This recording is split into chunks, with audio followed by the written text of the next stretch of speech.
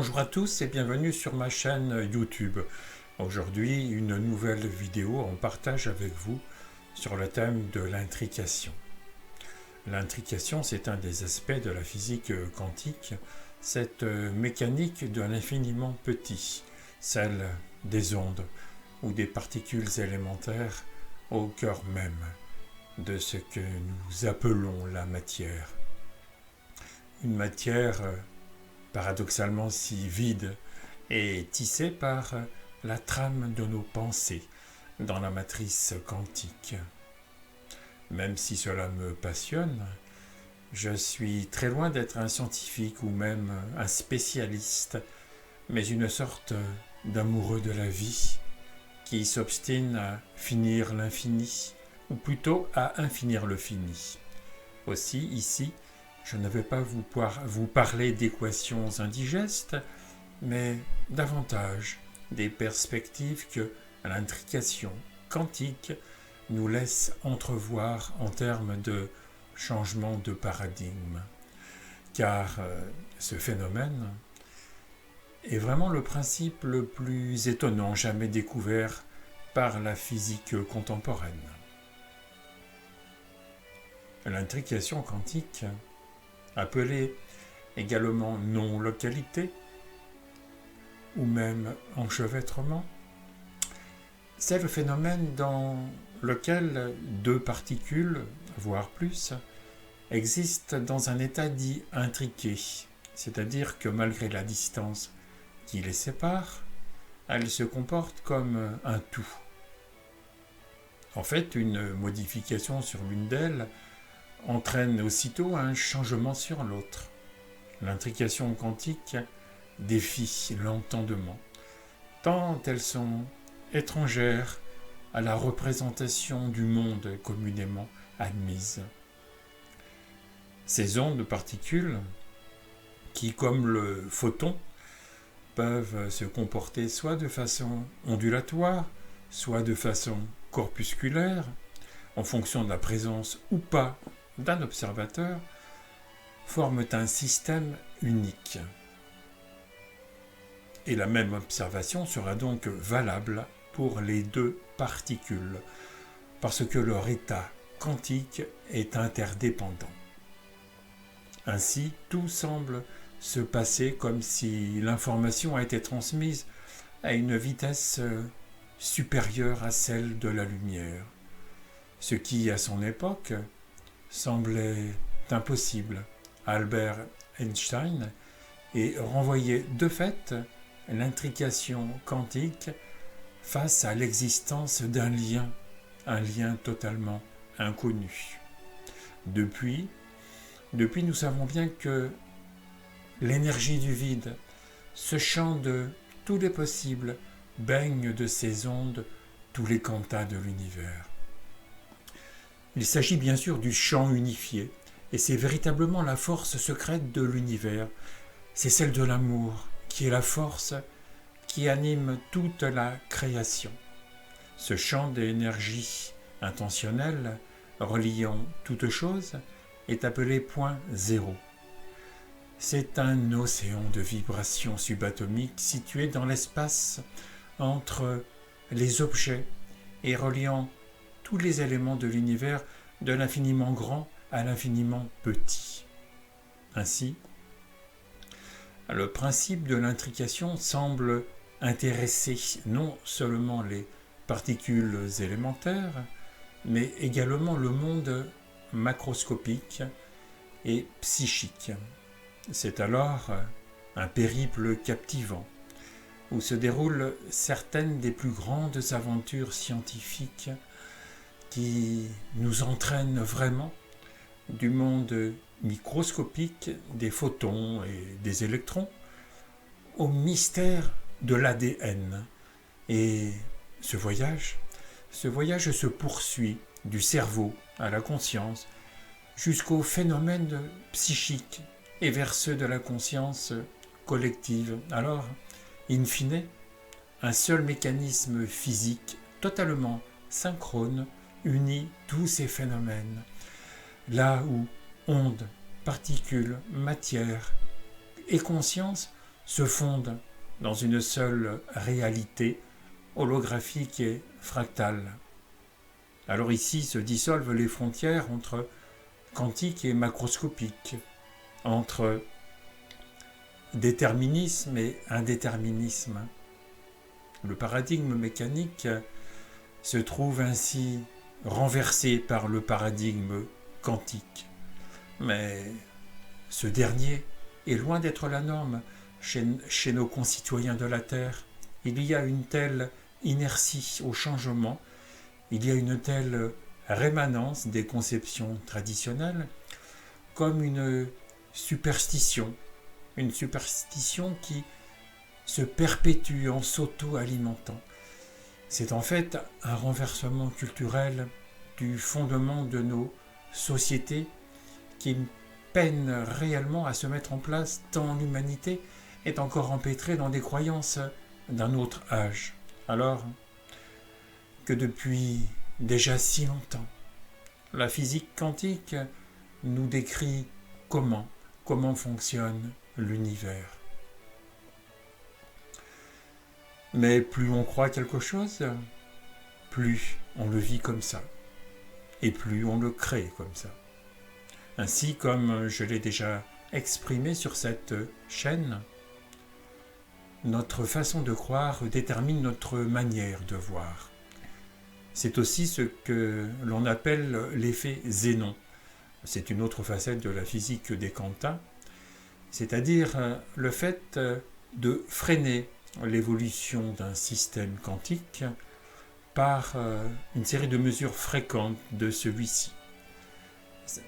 En d'autres termes, c'est comme si l'ego collectif qu'on appelle le monde, à force de se regarder le nombril, de s'observer lui-même sur des réseaux de plus en plus asociaux, à la lisière même du complotisme, retardait, empêchait même l'évolution naturelle du mouvement de vie. Et c'est comme ça que, de génération en génération, à quelque chose près, c'est le même système de croyance qui s'exprime et se perpétue, comme des photocopies de photocopies générationnelles. Et même quand la photocopie semble se rebiffer en se déclinant à l'inverse, dans une posture réactive, faussement libératrice, comme une image en négative, cela reste bien évidemment la même image, bien qu'inversée. Mais avant d'appréhender avec vous les tenants et les aboutissants de l'intrication, je voudrais ici saluer et féliciter le physicien français Alain Aspect, qui a reçu début octobre 2022 le prix Nobel de physique, partagé d'ailleurs avec un Autrichien et un Américain.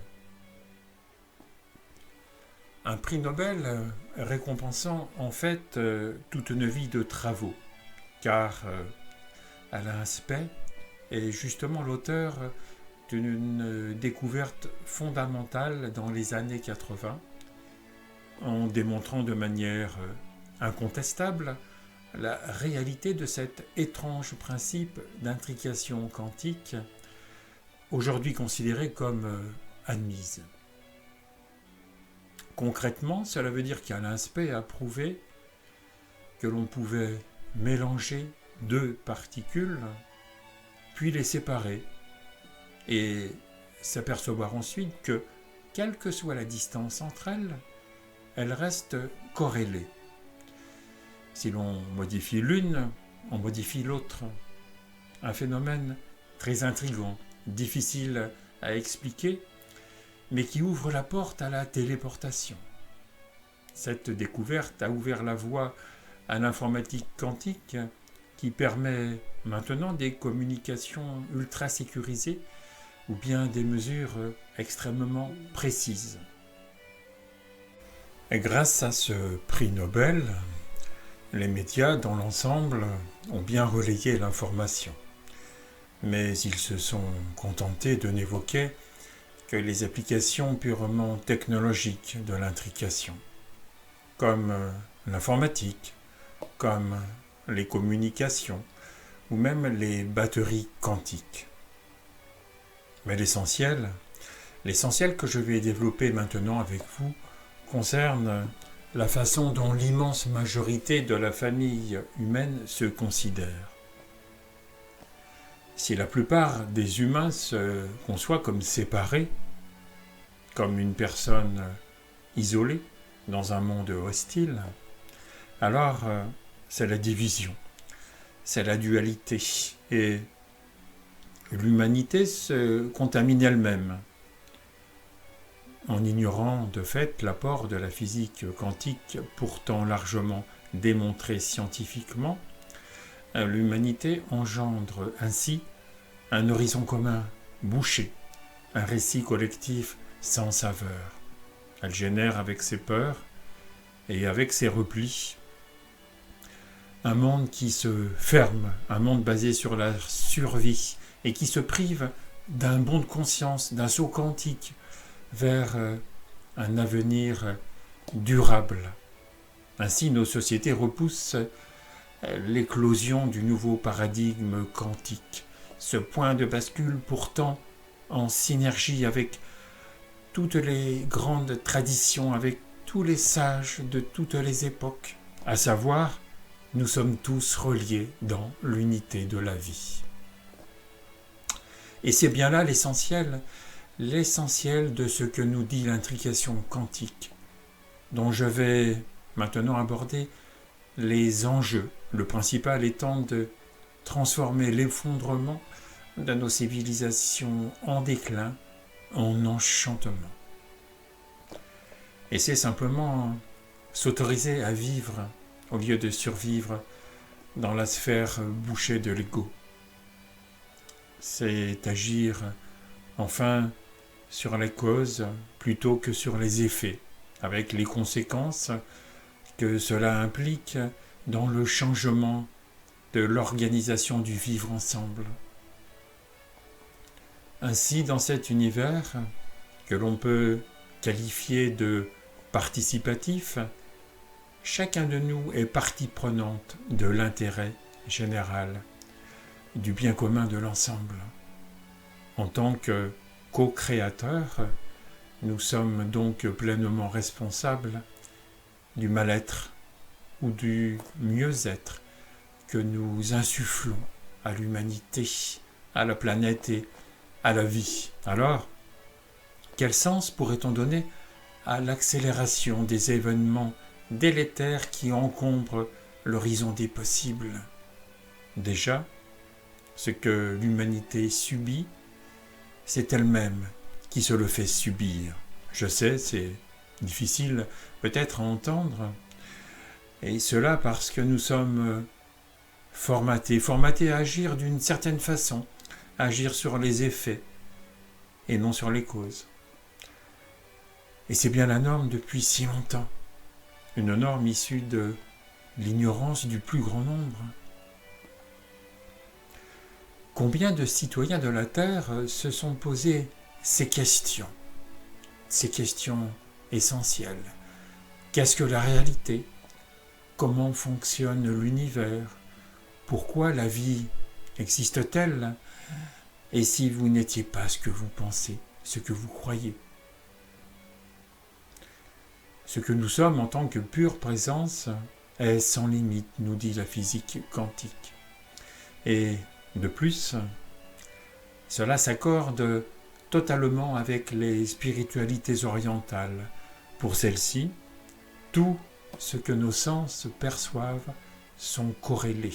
Ainsi, les circonstances vécues ou les phénomènes observés ne sont que les facettes ou les expressions d'une ultime réalité fondamentale, une réalité transcendante, la source du mouvement de vie qui anime tout l'univers dans une intention, ayant quand même généré le Big Bang. Alors c'est comme un océan d'énergie porteur d'informations, un océan pur, un océan d'amour inconditionnel, comme notre essence commune. Pourtant, Ce qui persiste encore de nos jours comme une croyance collective, c'est que nous sommes séparés. Et donc que l'on se prend pour les vagues de l'océan au lieu de s'expérimenter comme l'eau de l'océan lui-même. Et ce postulat funeste embrigade l'humanité dans une posture de survie qui ne fait que se renforcer, car plus on le croit, plus on le renforce. C'est alors un cercle vicieux qui se met en place. Et plus on se croit isolé, plus on sépare et on se décompose en fragments divisés. Un individu se croyant isolé fragmente ses activités, ses comportements, ses émotions, ses opinions et même ses pensées. De là tous ces conflits intérieurs qui se répercutent, se reflètent dans nos sociétés à partir des projections individuelles amalgamées. Si cette vision du monde divisé qui se répand et sépare l'humain de la nature et de la vie, elle fragmente aussi le vivre ensemble à travers la division des nations, des races, des idéologies, des religions ou de la politique, et l'accumulation et l'accélération de la violence et des désordres, toutes ces séries de crises venant s'entrechoquer en cette période particulièrement délicate. Ainsi, la physique mécaniste, encore en vigueur dans la représentation du monde de la plupart d'entre nous, et la croyance en la dualité cartésienne ont eu des effets nocifs sur l'évolution de nos sociétés. Avec l'ignorance du paradigme quantique et la croyance en l'ego, la civilisation régresse dans une dystopie bien réelle. De plus, à cause de cette vision fragmentaire, se met en place l'idée que la seule façon d'agir est celle d'agir sur les effets. C'est bien là la norme en vigueur communément admise, et c'est donc le seul moyen d'action que la plupart des personnes activent à travers leurs oppositions. Cela contribue naturellement à davantage de conflits dans le monde, même si l'opposition reste l'un des cultes de nos pseudo-démocraties. Alors, se posent certaines questions. Puisque nous sommes tous reliés, comment faire ? Comment faire pour inverser ce processus ? Comment faire pour rendre le monde plus beau avec le paradigme quantique ? Avant de répondre à ces interrogations bien légitimes, puis de conclure cette vidéo, il est bien sûr souhaitable de bien appréhender certains points clés. Si la matière représente moins de 0,1% de ce qui existe, le vide, lui, c'est plus de 99,9% de tout l'espace universel. C'est donc un vide quantique qui est rempli d'énergie et qui enrobe l'infiniment grand et l'infiniment petit, dont chacun de nos atomes fait partie. Un vide connecté comme un champ d'information unifié, comme une matrice quantique. Aussi, les informations de la matière circulant dans cette matrice sont transformées par toutes les autres informations qui coexistent en son sein. Alors elles repartent totalement actualisées pour informer la matière dans une circulation incessante. Comme un feedback informationnel continu entre la matière et la matrice, alors de la sorte, l'intrication quantique explique comment chacun de nous peut influencer les autres et influencer tous les aspects de l'univers. L'univers qui, lui, de son côté, assimile les données de l'humanité. Ainsi, le champ unifié est donc comme le chef d'orchestre de la symphonie universelle. Et dans cet échange d'informations, nous l'informons comme il nous informe. On peut dire qu'avec ce processus, il devient progressivement de plus en plus conscient à travers nous. Si nous sommes en esprit et en essence, dirais-je, des parcelles de la source de vie, si nous sommes également au niveau de notre équipement biologique incarné, entre parenthèses le corps, des atomes entourés de vide, les cellules de notre forme physique éphémère sont constituées majoritairement d'eau. Et grâce aux études du professeur Emoto sur les cristaux d'eau, nous savons bien que ceux-ci réagissent. Ils réagissent aux mots et aux intentions conduites par les mots. On peut dès lors imaginer les actions que nous avons les uns sur les autres. Quand on voit notamment le niveau d'exposition à la violence que certains reçoivent, ne serait-ce que par les médias et même par l'industrie dite du divertissement. Alors de quoi? De qui vouloir se divertir, se détourner, s'exiler de notre vraie nature, l'être intérieur? Alors avec l'intrication, il est admis que le champ unifié nous retourne de façon recyclée ce qu'il n'a pas pu digérer, ce qui n'est pas en fait au diapason de sa nature, l'amour inconditionnel. Il nous appartient donc de prêter attention, d'accueillir même avec amour toutes les expériences que nous recevons, et cela pour apprendre à aimer toutes nos facettes désunies. Si comme je le ressens, le ressenti est la chair de l'âme, les sentiments, les émotions qui viennent de notre cœur changent notre ADN. Et celui-ci est la passerelle qui permet la communication entre nous et le vide quantique.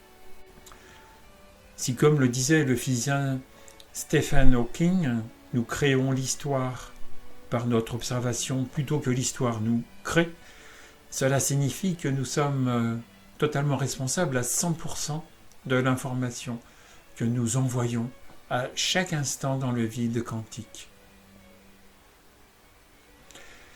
Si nous réfléchissons un peu sur la connexion entre la physique quantique et la spiritualité, nous en concluons que la conscience inconditionnée, est totalement partie prenante dans le domaine de la matière, les ondes ou les particules.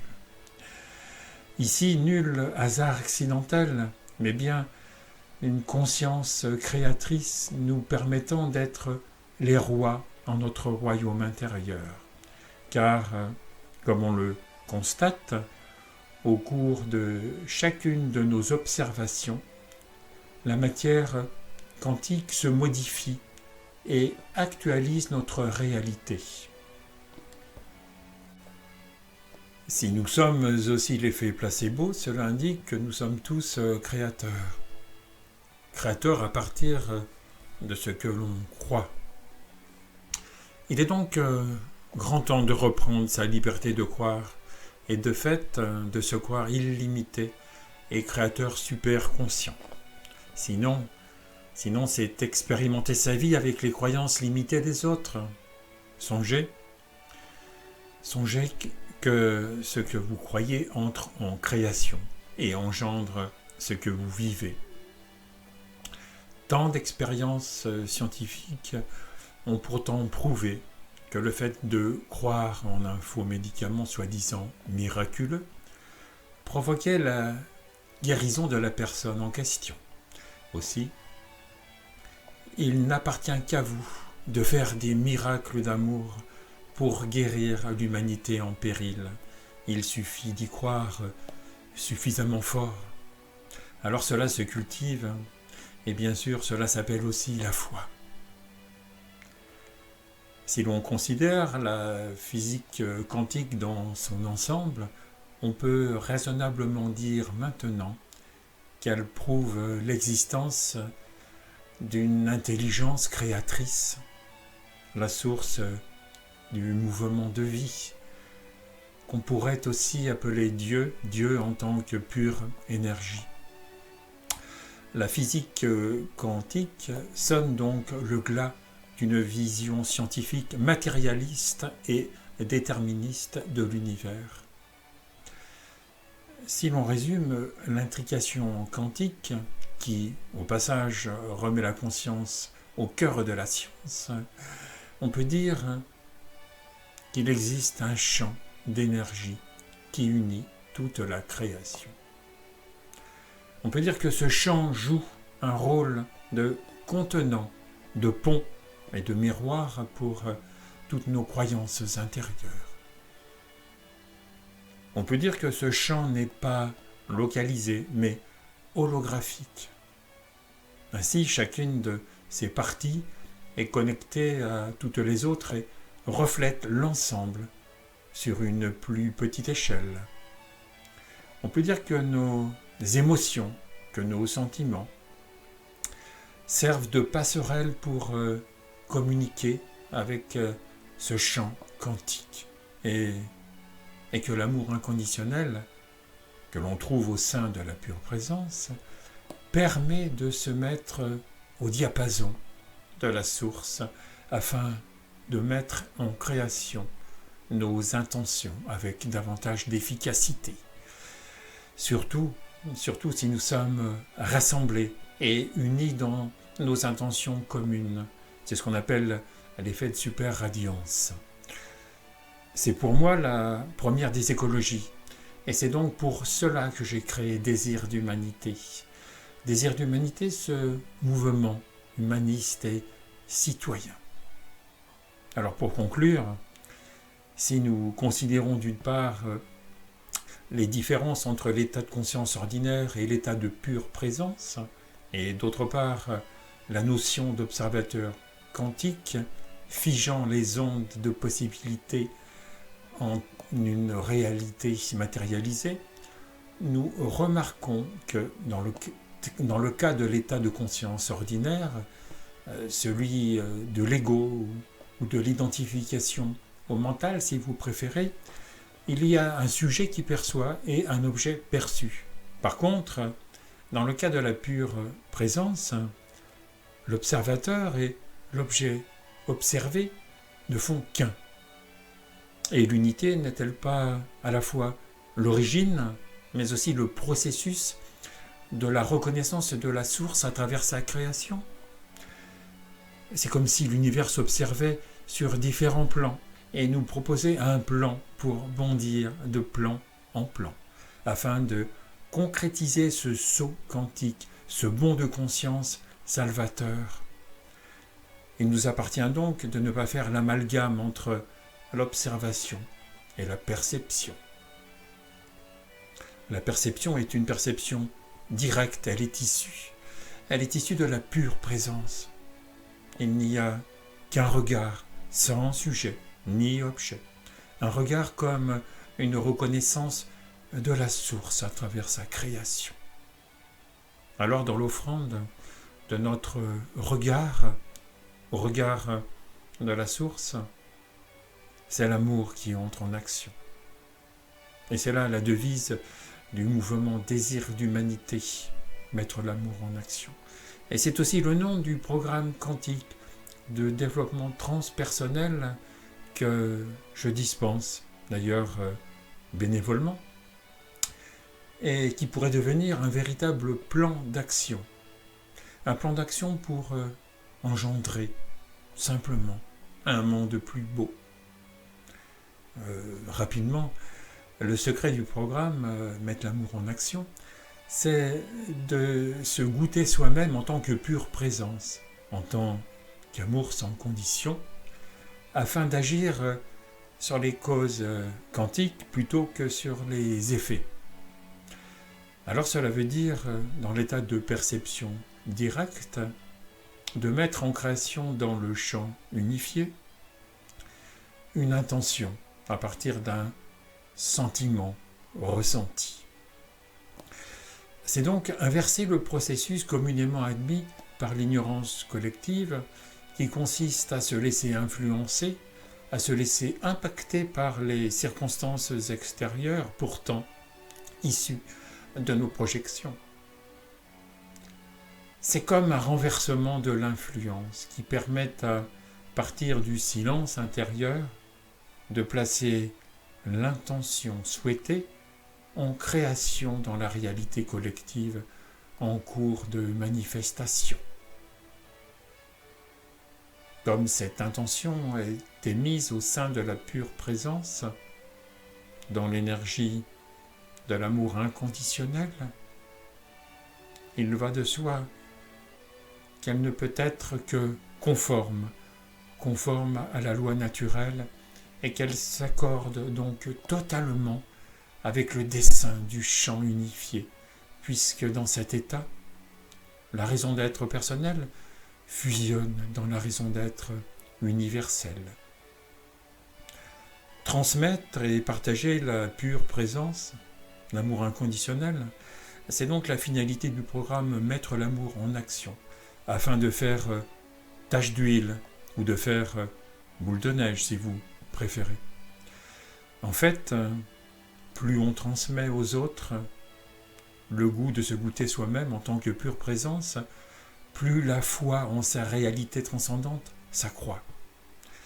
C'est dès lors un cercle vertueux qui se met en place au fur et à mesure que l'on s'absorbe dans l'être universel et on devient de plus en plus efficient. Et cette efficience, elle renforce notre foi en notre essence divine à mesure que l'on pratique sur les autres la transmission de l'expérience de la pure présence. Imaginez alors que les principes inhérents au domaine de la pure présence, c'est-à-dire l'énergie de l'amour sans condition, seraient appliqués à un ensemble d'enjeux sociaux et environnementaux. Je plaide donc pour une économie du don et du partage, pour une société idéale et sans frontières, qui mettrait bien évidemment l'accent sur le bien-être plutôt que sur les besoins matériels. Alors ainsi même, l'intérêt du vivre ensemble serait de pouvoir servir les autres plutôt que de les exploiter. Nous pourrions voir éclore une éducation quantique de la vie, une culture de la paix, en rompant avec les habitudes néfastes de l'ancien paradigme. Nous pourrions voir émerger un monde solidaire et tolérant de toutes les altérités, un monde en paix, une paix issue de nos paix intérieures. Nous pourrions faire en sorte que chacun puisse réaliser qu'il est co-créateur d'un horizon collectif désirable et le créateur de sa propre santé. Ainsi, le bien-être de l'un pourrait contribuer au bien-être de l'ensemble et inversement. Ainsi reliés comme des perles sur le collier du fil de vie, nous pourrions ensemble affirmer alors « nous sommes tous reliés ». Il me reste à vous souhaiter de vivre cette unité, et pourquoi pas en rejoignant le mouvement Désir d'Humanité. Merci pour votre attention à cette vidéo, merci de vous abonner à ma chaîne YouTube et de la faire connaître tout autour de vous. Je vous dis donc à bientôt pour de nouvelles vidéos.